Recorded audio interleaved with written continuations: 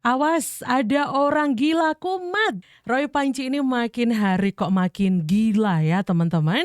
Kemarin hina-hina kampus Lampung, sekarang nuduh kampus MDIS abal-abal. Gak inget apa? Kemarin gara-gara kelakuannya, dia sampai dilaporin sama masyarakat Lampung loh. Bukannya belajar, kelakuannya kok malah semakin kocak. Bukannya kapok, malah ngajak gelut. Ini namanya bukan lagi mengkritik, tapi suka cari gara-gara. Apakah Roy Panci sudah hilang akal sehat? Atau memang sengaja lagi nyari pasal lagi ya? Simak selengkapnya. Dan Bangor dan sebagainya. Oke, tahan Mas Roy. Kita MDIS itu institusi, nggak mungkin Pak ngeluarin dokumen sembarangan. Luar negeri Pak. Singapura. Berapa sekolahnya Mas? Jadi terlepas dari ranking A, B, C, Rankingnya D, 46 dari 55. Ya setidaknya ranking 17.000 dari seluruh negara. Resmi Pak Roy, institusi resmi nggak mungkin. Resmi tapi kalau rankingnya ranking abal-abal ya bersama. Bagaimana ranking abal-abal? Singapura loh.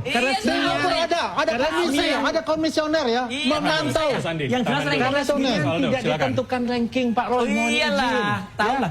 Sekarang MDIS sudah masih kerjasama dengan Bradford nggak? Pun di sekolah, MDIS masih kerjasama dengan Tidak dengan Bradford. Terlepas tapi dengan Sunderland dan yang lainnya. Ngapain juga Sunderland, Bangor dan sebagainya. Oke, tahan Mas Roy. Skema kerjasama partnership sekolah itu bisa berubah setiap tahun. Yang berarti dia sudah tidak dipercaya lagi oleh Bradford. Kalau kita bahas dulu, sejarah Indonesia merdeka 1945, terus tiba-tiba ada yang bilang, oh itu enggak, beritanya beda, kita enggak percaya, kacau kita. Oke, jadi poin Anda adalah kalau kita tidak masalah. percaya tadi. Poin saya sistem pendidikan kita tidak sama di dalam dan di luar. Yang kedua, apa yang dikeluarkan MDIS itu resmi, bukan sembarangan. Ada orang Mas Pram, dia dibilang ranking 46 dari 51. Dia tidak resmi gimana? Dia bukan enggak resmi. Oke, tahan. Ada enggak di situ? Di Singapura itu ada yang namanya EduTrust. Ini sekelas Singapura teman-teman ya, kok bisa-bisanya Roy Suryo ini merendahkan kampus luar negeri, apalagi ya yang punya paspor terkuat di dunia yaitu Singapura gitu. Dia itu masih meragukan teman-teman. UGM direndahkan, kemudian kampus luar negeri di mana Mas Gibran bersekolah ini, MDIS ini juga direndahkan gitu. Emang kenapa kalau misal nih rankingnya di 46, emang kenapa? Jadi Anda mendiskreditkan sekolah-sekolah yang tidak ranking atas begitu? Apa? Kampus Pak Wapres Gibran di Singapura. Management Development Institute of Singapore. Tuh, MDIS ini nih ada, benar ya. Di YouTube juga ada MDISSG. Management Development Institute of Singapore atau MDIS adalah salah satu institusi pendidikan tertua yang didirikan pada tahun 1956. MDIS didirikan sebagai jawaban karena ada kebutuhan tinggi akan pelatihan mengenai pengawasan dan manajemen yang diakibatkan oleh gencarnya industrialisasi di Singapura pada saat itu. MDIS menawarkan berbagai program pendidikan mulai daripada S1 sampai S3. Tuh, dengerin. Top 3 jurusan di MDIS, manajemen bisnis, teknik, dan ilmu komputer. Cocok banget nih untuk kalian mau jadi pengusaha. MDIS juga berpartner dengan universitas dari Amerika dan UK. Sehingga kalian bisa mendapatkan gelar Amerika atau UK hanya dengan berkuliah di Singapura. Betul. Menurut kalian gimana? Kan tadi nggak sih? Dia seperti Pak Wapres. Kalian dengar sendiri teman-teman, bangunannya jelas kok, ada programnya juga jelas gitu. Dan sekelas dari Singapura loh teman-teman, gak mungkin dong abal-abal. Kelas Singapura loh teman-teman, gak mungkin banget abal-abal gitu loh. Buat Roy Suryo kayaknya belum ngerti hebatnya kampus MDIS ini, yang melahirkan banyak sekali lulusan-lulusan luar biasa yang jadi pengusaha. Salah satunya ya Mas Gibran ini jadi wapres. Anda gak terima ya? Atau mungkin Anda daftar ke situ terus gak keterima? Gitu, terus ngamuk. Gimana nih kalau menurut teman-teman? Hanya lulusan S2 UGM saja. S1-nya dari Lampung, bukan dari UGM. S1-nya dari Lampung. Jadi ngapain kamu ngaku-ngaku UGM? Memang kenapa kalau Lampung? Gak bisa. Memang kenapa kalau Lampung? Gak bisa. Memang kenapa kalau Lampung? Lagi sama Universitas Lampung. Roy. Apa-apa. Roy, memang kenapa kalau dia Lampung? Emang ada masalah apa? Ada masalah apa sama Lampung? Dia tadi kan bilang saya adalah UGM. Iya, dia lulus UGM. Kalau memang dari awal itu UGM. Anda jangan merendahkan Nah, emang Universitas Lampung ya. kenapa? Saya bilang Jangan merendahkan orang-orang di luar Lampung. UGM. Saya merendahkan Universitas Lampung. Jangan merendahkan Lampung.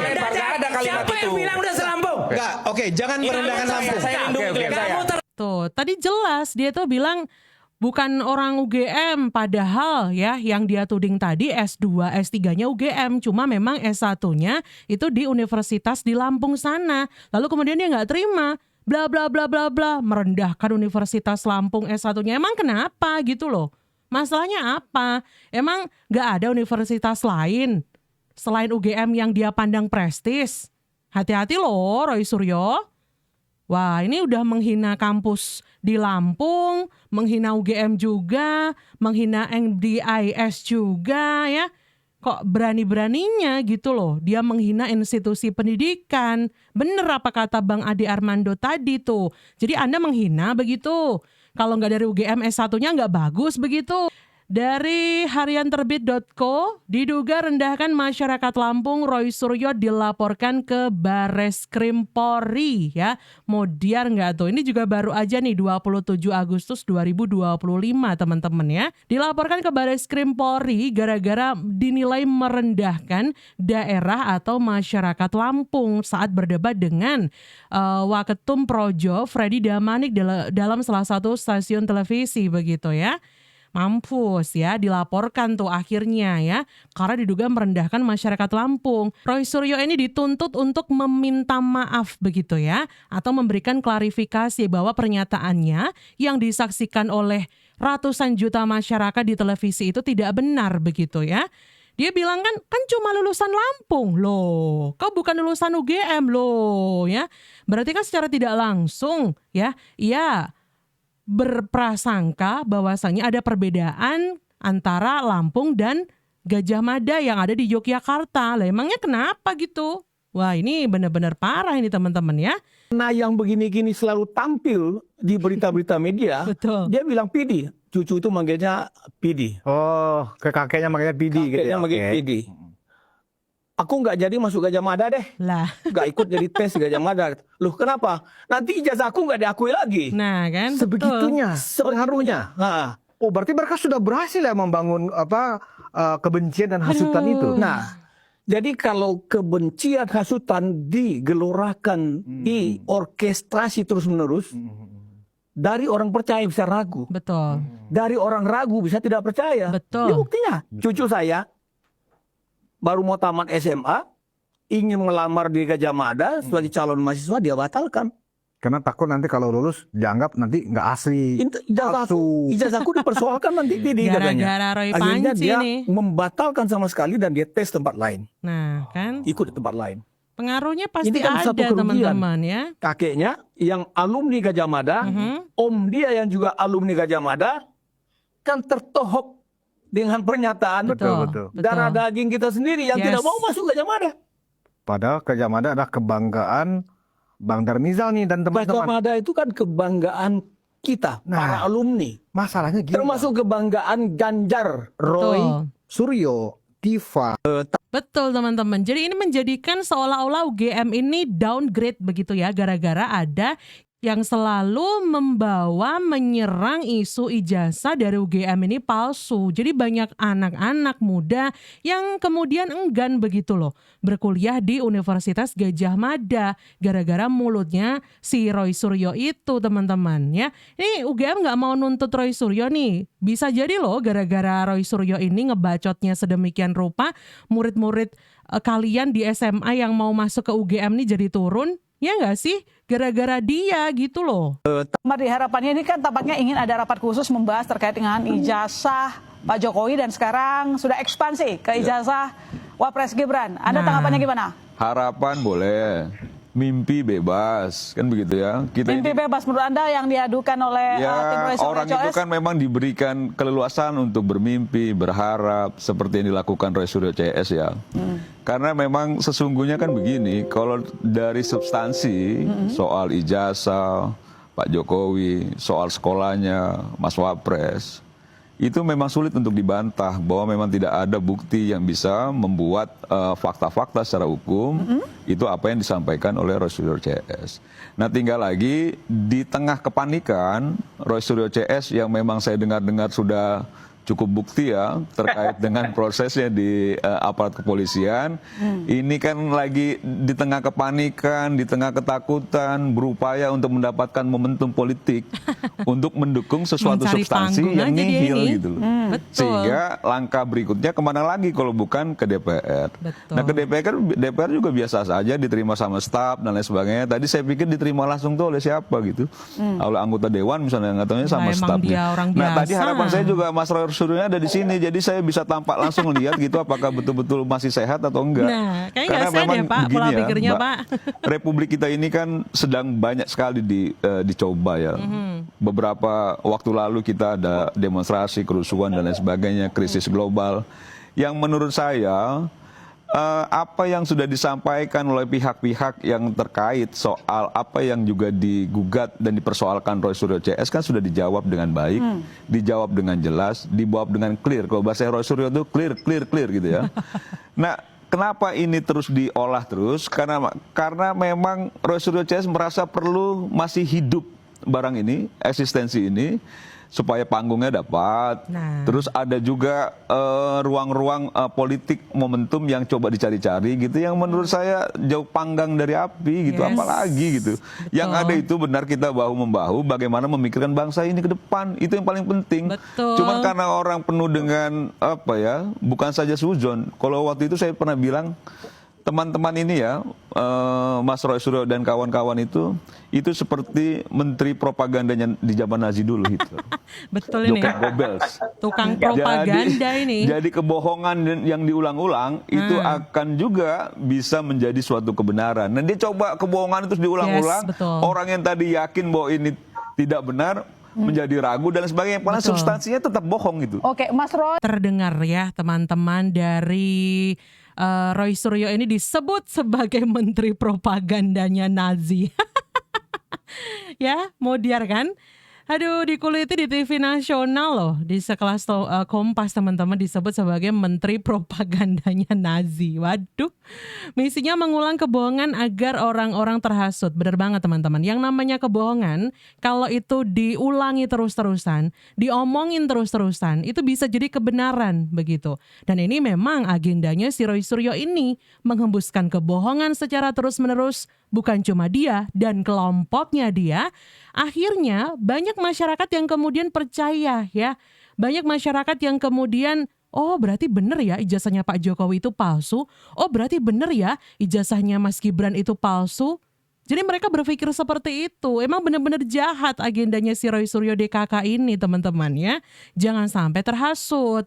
Mudah-mudahan kehadiran kami dalam gerakan perbaikan dari cengkeraman dan pembebasan dari cengkeraman PKI Gaya Baru, khususnya Apalagi oleh ini ya. yang PKI Gaya Baru yaitu Jokowi, dapat segera terwujud dengan baik, dan dunia pun mengatakan dia orang terkorup nomor 3 di dunia. Artinya apa? Lu ada gereja Buktinya tahu dia apa? malingnya kayak apa. Di Indonesia Timur tuh kapal-kapal yang ngangkut nikel pakai nama bininya semua. Itu yang kita nggak tahu, kita ribut pura-pura jujur. Noel yang ketangkep ngaku dia nyetor selalu ke Jokowi.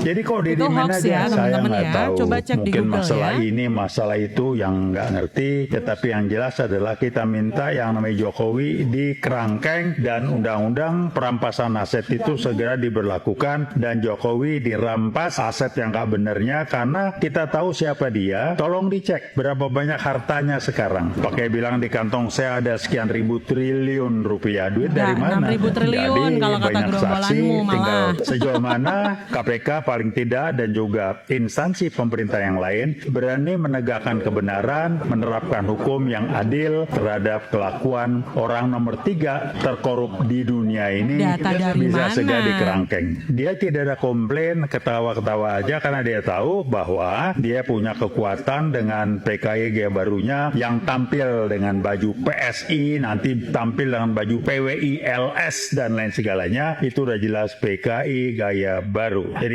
Ini yang dihembuskan nih isunya bener-bener ya jahat banget teman-teman. Isu yang mereka gaungkan adalah PKI Gaya Baru. Wow. Terus dia tadi sempat bilang Jokowi ini orang terkorup di dunia nomor 3. Ya katanya begitu. Buktinya apa? Dari mana? Yang bilang siapa? Kalau memang dia Pak Jokowi ini korupsi, kan udah dari dulu ditangkap sama KPK. Sampai sekarang kan nggak ada tuh. Kalian capek-capek demo kemarin buat apa gitu? Bilangnya si Noel kasih setoran ke Pak Jokowi. Terus bilangnya Nadiem setor ke Pak Jokowi. Bilang Yakut setor ke Pak Jokowi. Wah, buktinya apa? Itu hoax semua. Yang percaya soal hoaxnya si Roy Panci itu ya cuma anak-anaknya Abah. Ada hoax Jokowi PKI, mereka percaya. Ada yang bilang Jokowi ini korupsi nomor 3 di dunia, percaya, ya. Ada kapal tambah namanya, ada kapal dikasih nama Iriana, mereka percaya. Dan hoax-hoax lainnya. Anak Abah itu emang agak-agak ya teman-teman ya. Ada orang berani gugat polisi, ini Kapolrinya saya gugat. Ini lagi. Jadi Kapolrinya kita gugat. Bener-bener. Kenapa Kapolrinya bukan turut? Memang pihak tergugat. Kenapa digugat? Karena kan pernah menyita ijazah Pak Jokowi sebagai pernyataan Direktur Tirpidum Tindak Pidana Umum Brigjen siapa itu namanya? Juandani itu yang mengatakan menyita, tapi menyita, tapi Pak Rizky mengatakan menyita asli, sementara Polda Metro menyita fotokopi. Nah, saya nggak ngerti yang disita itu fotokopinya untuk membuat ijazah atau fotokopi ijazah, kan begitu.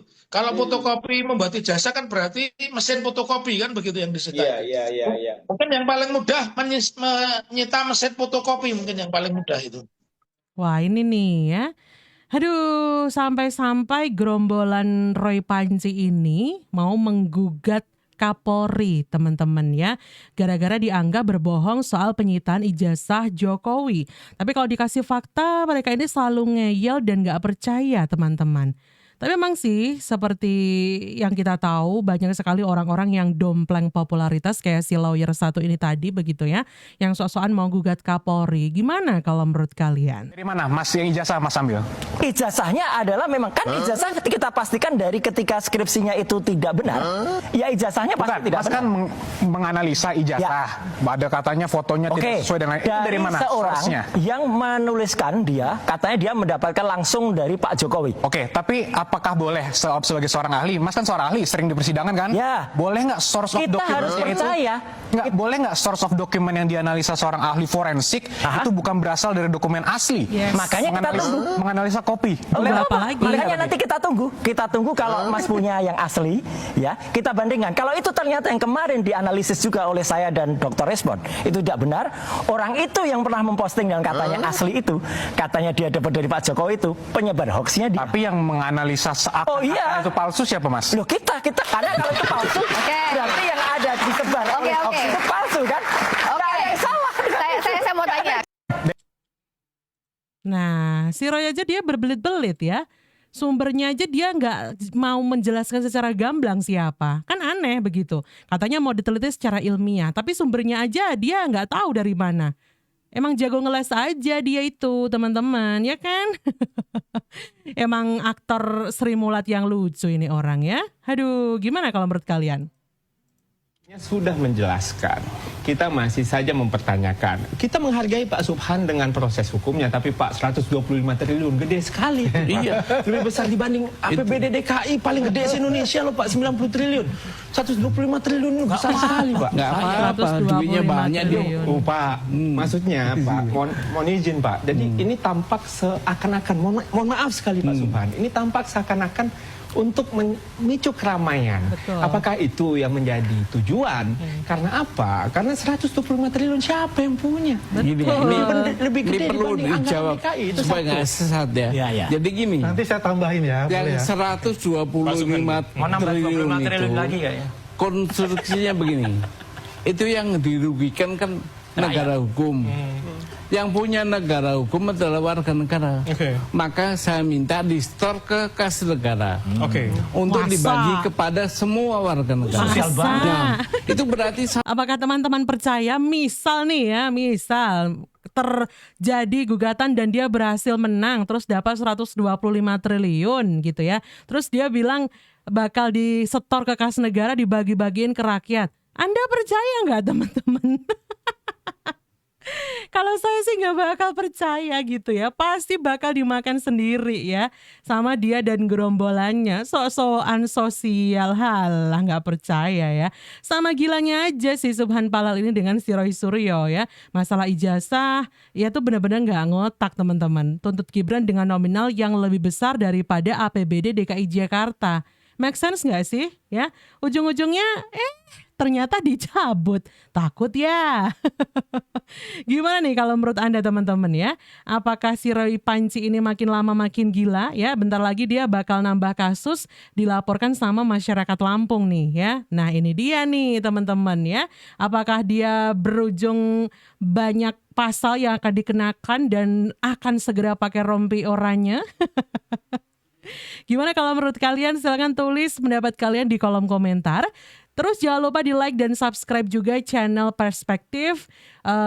Jangan lupa juga di share-share video ini ke grup-grup WhatsApp supaya semakin banyak orang yang tercerahkan. Akhir kata, JJ pamit. Sampai jumpa in the next video. Bye-bye.